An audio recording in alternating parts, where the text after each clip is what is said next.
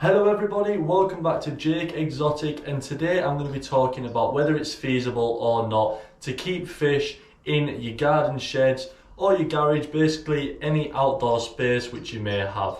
Now, I'm also going to be doing a full series on transforming this shed into a fish room. We're going to insulate it. We've just recently put a TV up on the wall. We've got a fish tank, which this is stood on, a 200 litre fish tank. The camera's stood on the 200 litre fish tank. We are going to be doing a full series on that very soon, so please do subscribe to the channel. So the quick and simple answer is, can you keep fish tanks outdoors in sheds and garages throughout the year in the United Kingdom? The quick answer to this is yes, you can, but there are going to have to be some things that you do to make sure that your fish tanks are still running properly and effectively. Your main issue is literally just the heating of the tanks. Is the water temperature going to be stable enough for you to keep the tropical fish? Another important part to speak about when you're thinking about converting your shed into something like a fish room, or just adding a fish tank in there if you've got a little man shed or something going on, is that during the summer, the nighttime temperatures obviously can still vary, but the temperatures are probably going to be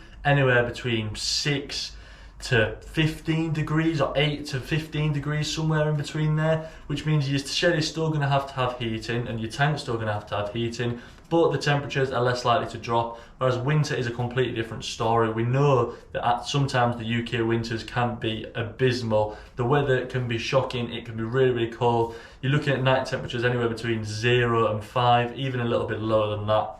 So in the winter, it is going to be really, really important that you keep these sheds very well insulated and probably with a heater.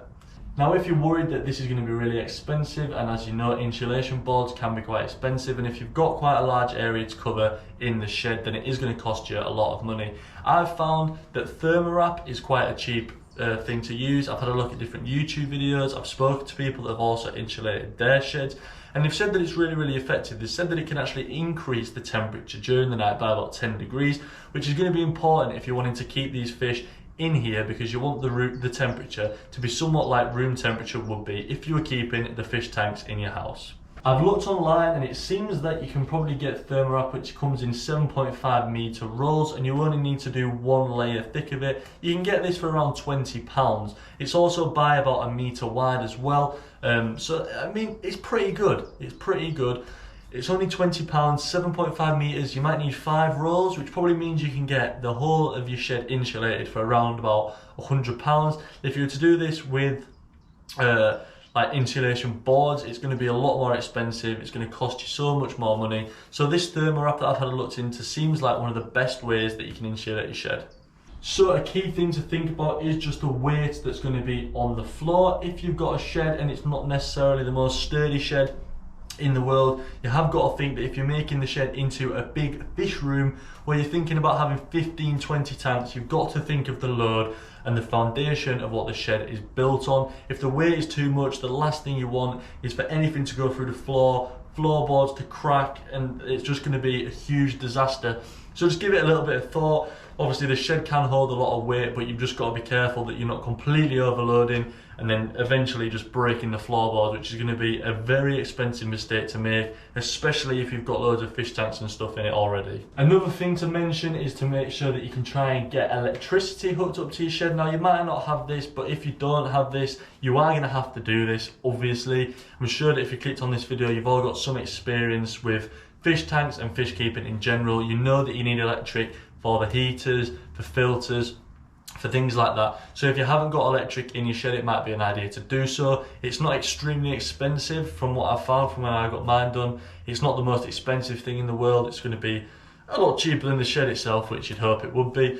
But yeah, you need the electric, so that's definitely a thing to consider. Like I said, I am going to be making a series of me completely insulating my shed. It's a decent sized shed. It's about 12 foot by about 8 foot, so it's a good size shed, and I'm going to just take you through the whole process. I'm going to do a full cost analysis, show you exactly how much it's going to cost me to do it, and then I'm also going to check the temperature inside of the shed during the night, and then do it again once you've got insulation in. And I feel like I'll just be able to give you a good breakdown anyway, just basically by how it feels. I'll be able to tell if it's warmer than what it was before I had the insulation, if you get what I mean.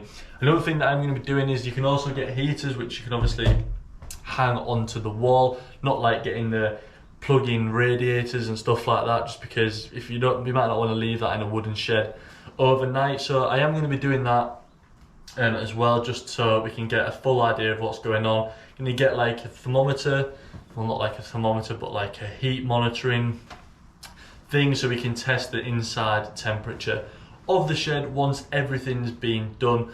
So this video might have found some use to you, but definitely subscribe, because eventually once I'm doing this, that's going to show you whether it's really effective or whether it's a big waste of time. But I've spoken to people who've done it and they definitely recommend doing it. It's also a good thing if you don't want to necessarily just keep fishing here.